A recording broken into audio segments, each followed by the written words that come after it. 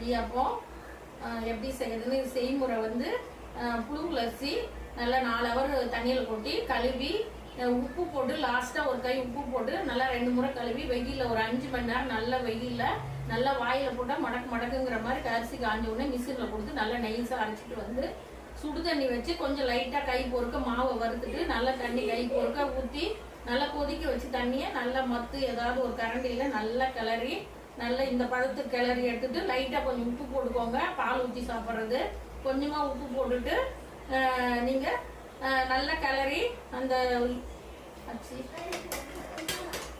இந்த அரிசியில் முறுப்புளிர் அரிசியில் போட்டு இடியாப்ப தட்டுன்னு இருக்கும் அந்த தட்டு போட்டு முறுப்புளிர் அரிசியில் போட்டு நல்லா தட்டில் எண்ணெய் தொடங்கி துணி போடலாம். நான் எண்ணெய் தொடங்கி ஊற்றினேன்.